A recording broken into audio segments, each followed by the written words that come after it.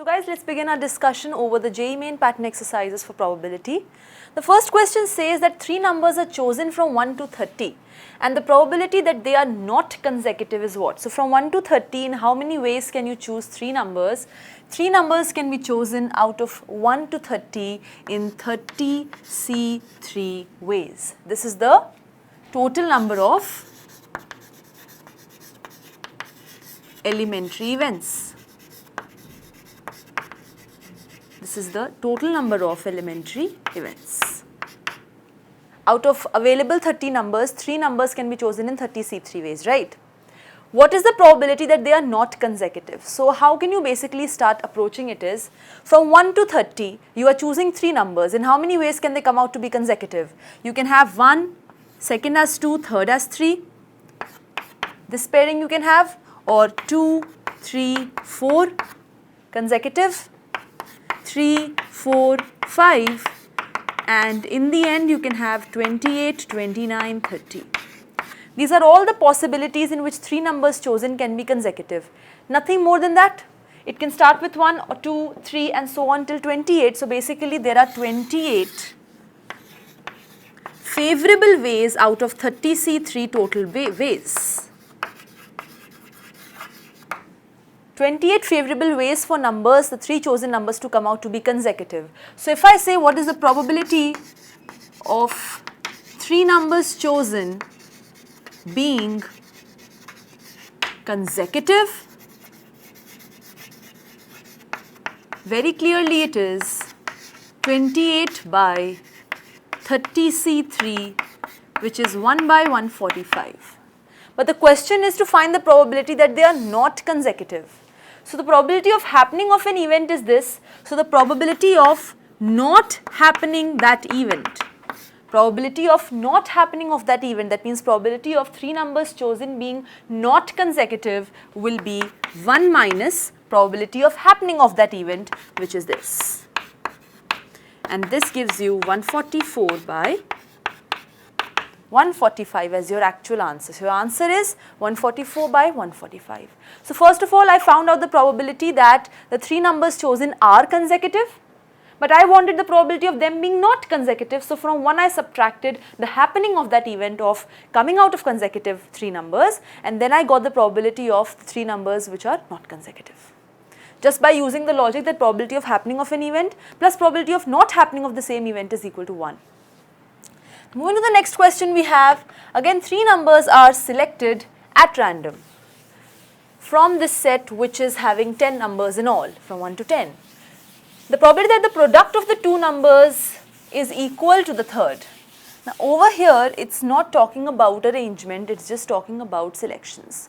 So from 1 to 10 you can choose again 3 numbers in 10C3 ways. This is the total number of elementary events. What are the favorable ones? Favorable ones are those 3 numbers such that the sum of the product of any 2 is equal to the third. Okay, so just think about all the ways in which product of 2 can be equal to the third. You need to choose such 3 numbers. So you can choose a 2, 3, 6. In this case, product of 2 is equal to the third. Either 3 into 2 is 6, you can say, 2 into 3 is 6, you can say. Now you cannot take 3, 2, 6 as another combination because I am not interested in arrangement, I am just interested in selection. Then after that you can say 2, 4, 8. Again, don't consider 4, 2, 8 as another type of a selection. No, that's not another favorable way. After this you have what? 2, 5, 10. So there are just 3 ways in which 3 numbers can be chosen out of the available numbers from 1 to 10 such that the product of 2 is equal to the third, and therefore I am having 3 favorable ways. And so the probability is 3 by 10C3, which is 1 by 40, and that is your answer. Easy enough? Next question says a 2 cross 2 square matrix is written down at random using the numbers 1 and minus 1. So only by using these numbers is a 2 cross 2 square matrix written down. What is the probability that the matrix is non-singular? Okay, So first of all, in how many ways can you form a 2 cross 2 matrix with the entries 1 and minus 1? In a 2 cross 2 matrix, there are 4 entries that you need. This place can be filled in 2 ways, 1 or minus 1. This has 2 possibilities, this has 2 possibilities, this has 2 possibilities. So this can be filled in 2 ways. This work can be done in 2 ways, this work can be done in 2 ways, this 2 ways, this 2 ways. So all 4 works, that means the filling of all the 4 places can be done in 2 into 2 into 2 into 2, that is 2 to the power 4 ways. This is the total number of ways in which a 2 cross 2 matrix can be formed with the help of the 2 numbers 1 and minus 1. Out of all these matrices, which ones are non-singular? Which ones are non-singular? That means the determinant is not equal to 0. It's very simple to understand that if you take minus 1, 1, 1, if you take say 1, 1, minus 1, minus 1, minus 1, minus 1, 1, 1, 1, 1, minus 1, minus 1, 1, 1, 1, 1, minus 1, minus 1, minus 1, minus 1, okay, minus 1, minus 1, 1, 1, and minus 1, minus 1, 1, 1. These are the 8 2 cross 2 square matrices with entries 1 and minus 1, which are non-singular, and therefore out of the total 2 to the power 4 2 cross 2 matrices with entries 1 and minus 1, only 8 are those 2 cross 2 matrices with entries 1 and minus 1 which are non-singular. This number is 16 and your answer is 8 by 16, which is 1 by 2. Clear? And therefore 1 by 2 happens to be the correct option. Moving on to the next question, we have what is the probability for S's to come consecutively in the word Mississippi? Okay. Let us talk about this now. So Mississippi word, if you can very easily see, has 11 letters, out of which 4 S's are there, 4 I's are there, and 2 P's are there. In how many ways can 4 S's come consecutively when you arrange the letters of the word Mississippi? So total arrangements can be how many? Total number of ways in which all these letters of the word Mississippi can be arranged in 11 places is 11 factorial. Now there are 4 S's, 4 P's, no 4 I's and 2 P's. These are the total number of ways in which all the letters of the word Mississippi can be arranged in 11 possible places. Out of this I am saying S's should come consecutively. So what I now do is I consider all the 4 S's to be one single word. I consider all the S's, all 4 S's to be one single letter.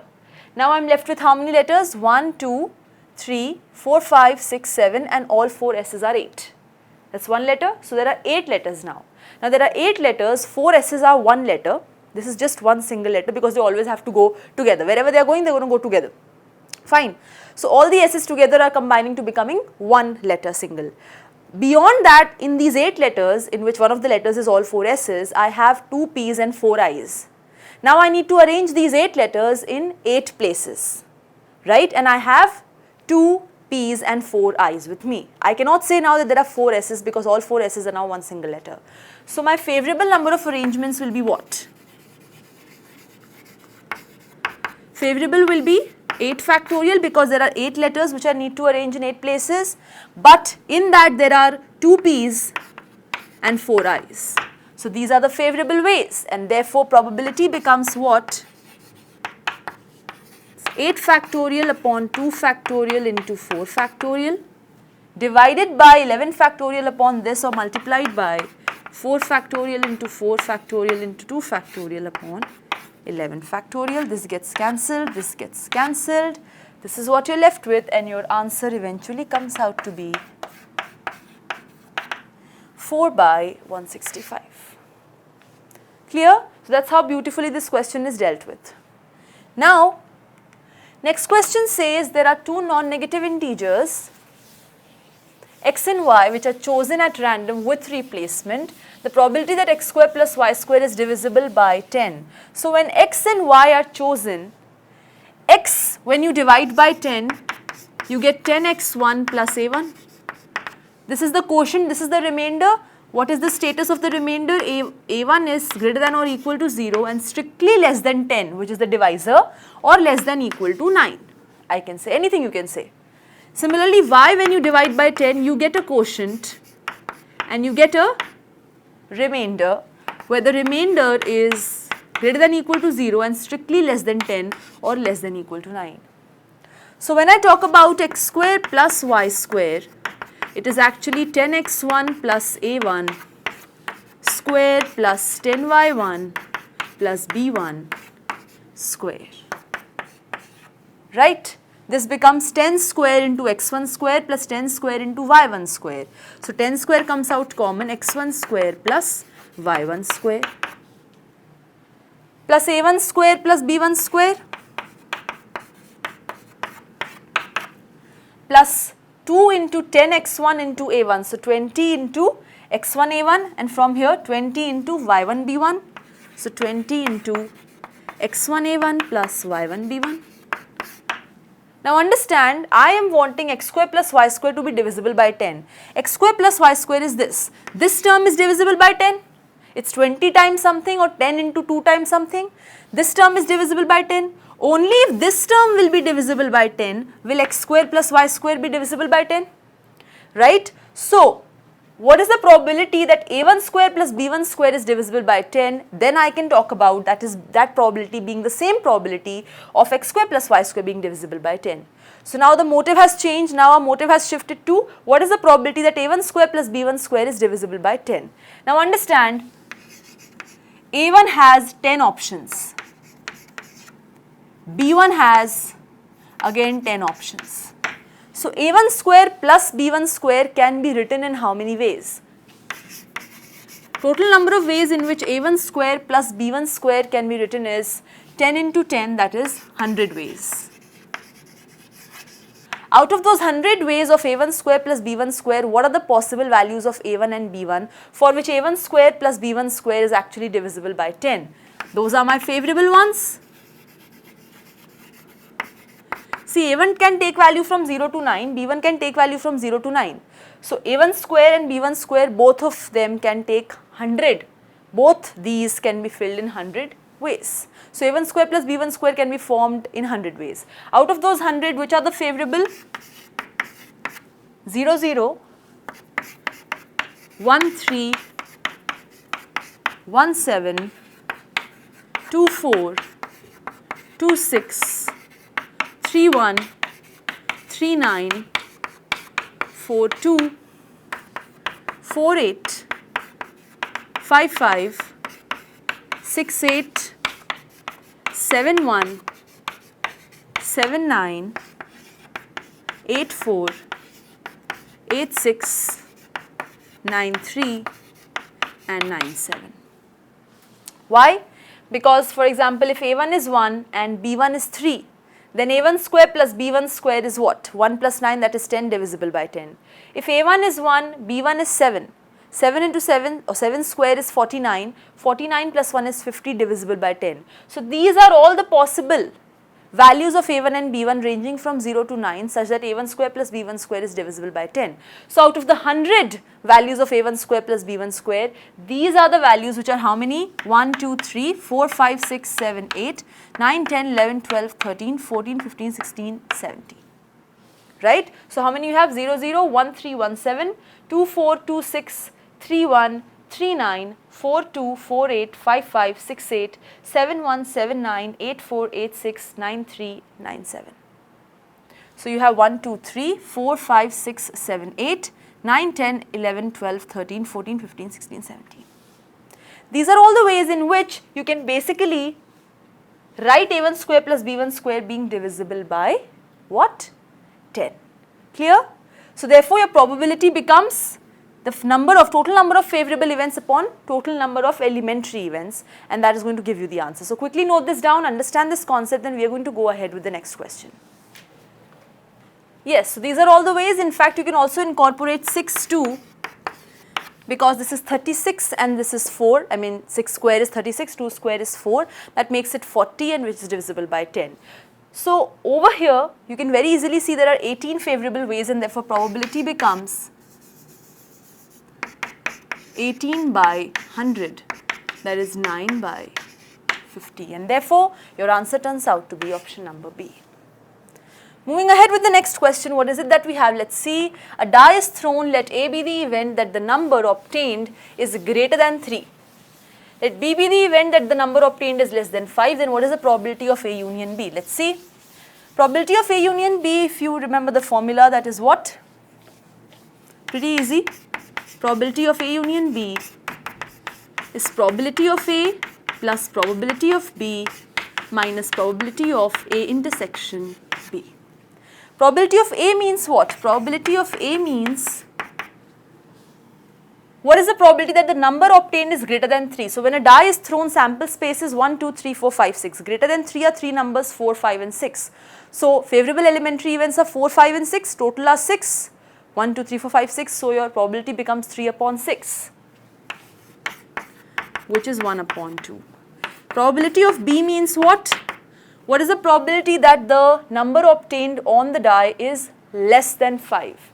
There are 4 numbers less than 5, so 4 upon 6. What is probability of A intersection B? That means A is also taking place, B is also taking place. When you are throwing the die, what is the probability that the number obtained is greater than 3 and less than 5? There is only one number which is greater than 3 as well as less than 5. What is that number? 4. So probability of number being greater than 3 also and less than 5 also is same as probability of number 4 occurring. So what is the probability of getting 4 as an outcome? 1 by 6. Therefore probability of A union B becomes probability of A plus probability of B minus probability of A intersection B. Right? This becomes what? 3 plus 4 minus 1, which is 6 upon 6, which is 1, and therefore probability is nothing but 1. Fine? Moving to the next question, we have, if A and B are two given events, then probability of A intersection B satisfies what? Let's see. Probability of A plus probability of B minus 1 or this or this or this. Okay, see, probability of any event you know is less than equal to 1 and greater than equal to 0. So minus of probability of A union B, because A union B is an event, will be greater than equal to minus 1. Now this is an indirect way of obtaining probability of A intersection B, because directly I do not have anything related to probability of A intersection B. Now when I add probability of A plus probability of B, they are also non-negative terms, greater than equal to 0, minus probability of A union B. Inequality doesn't change. Again I am adding on both sides. This is what you get. Now what is this? If probability of A union B is probability of A plus probability of B minus probability of A intersection B, then probability of A intersection B is probability of A plus probability of B minus probability of A union B. This is nothing but probability of A intersection B, and this is equal to the right hand side. If this term is greater than or equal to, that means it can never be less than this quantity. A intersection B's probability is always either equal to the right hand side or greater than the right hand side, but never less than the right hand side. This is the right hand side, and your answer is that this probability of A intersection B can never be less than this particular right hand side. Cool enough? Just a conceptual, very conceptual question. Here it says that if these are your n events, then what is the probability of union of these n events? Let's see. Okay, now when I talk about union, let's take 2. A1 union A2, let's take 2. I know this is equal to probability of A plus probability of B minus probability of A intersection B. That means from the sum, something is being removed. Then the answer is coming out to be equal to probability of A1 union A2. Okay? That means actually this probability is less than or equal to this particular sum. Because from this sum, something is being removed, something is being lessened to get this number. So you are getting probability of A1 union A2 is less than equal to probability of A plus probability of B. If I increase it to 3, again the same scenario holds. This is less than equal to probability of A1, this is A1 and A2, not B. So this is A1, this is A2, this is A1 intersection A2, this is A1, this is A2. So it also gets extended to 3. Similarly, if you have n AIs, basically n events, you get probability of A1 union A2 union A3 up till union AN. Up till union AN is less than or equal to probability of A1 plus probability of A2 plus up till probability of AN. So the thing which is true for 2 is always true for finitely many by mathematical induction. So you can always increase it to 5 to 6 to 7 to any finitely many number of events if it is true for 2. Clear? We have seen it is true for 2 and therefore it is true for 3, 4, 5, 6, any number of events which are finitely many in number. Next question says odds in favor of an event A are 2:1. What is the meaning of this? When I say odds in favor of an event are 2:1, that means probability of A is 2 upon 2 plus 1, which is 3, and odds in favor of A union B are 3:1, that means probability of A union B is 3 upon 3 plus 1, that is 3 upon 4. Consistent with this information, the smallest and largest values for which the probability of event B are given is what? So let's see, what is probability of A union B? It is probability of A plus probability of B minus probability of A intersection B.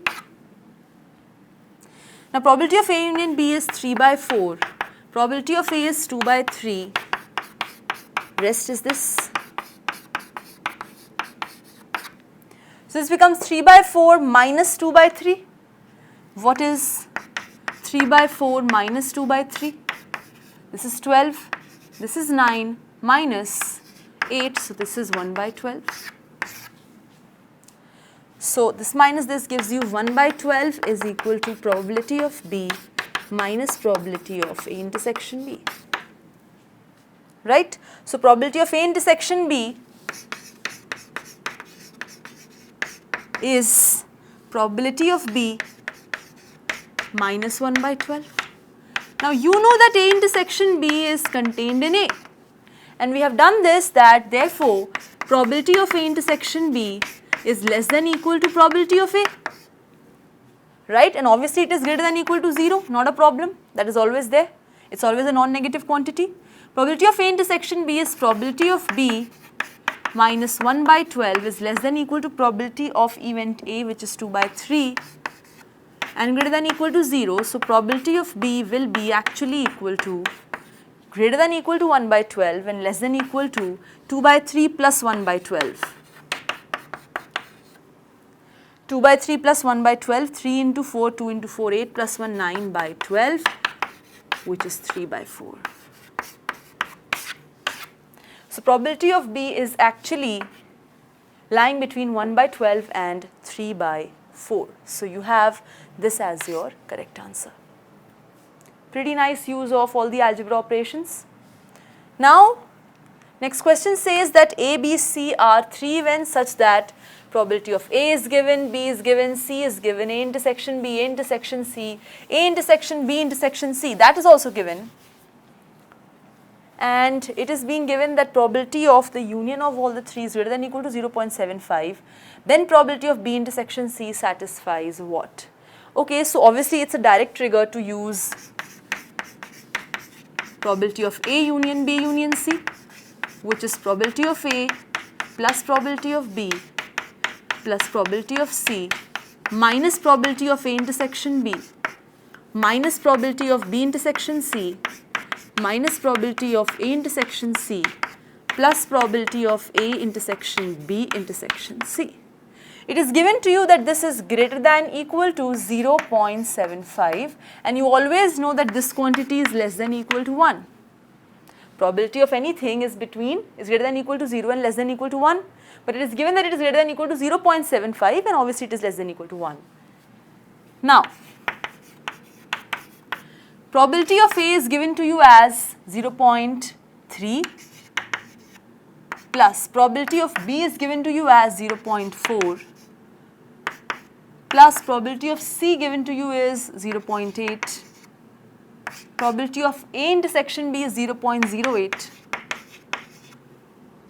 probability of B intersection C is not given to you, probability of A intersection C is given to you as 0.28 and probability of A intersection B intersection C is 0.09. So basically when you resolve this you get 1.23 minus, because this is not known, this is the lone quantity which is not known, and less than equal to 1. So this gives you 0.75 minus 1.23 which is 0.48 minus 0.48 less than equal to minus probability of B intersection C is less than equal to 1 minus 1.23 which is minus 0.23. So clearly what you get is probability of B intersection C is greater than equal to 0.23 less than equal to 0.48. Okay, and that is what is your answer. Fine. So I had to tell that probability of B intersection C satisfies what? It satisfies that it is going to lie between 0.23 and 0.48. Exact value I don't know, but yes, obviously the range is known. So that's how you apply all the concepts of probability in different questions which can be posed like this. So spend some good time with them. That's it from my side. Thank you.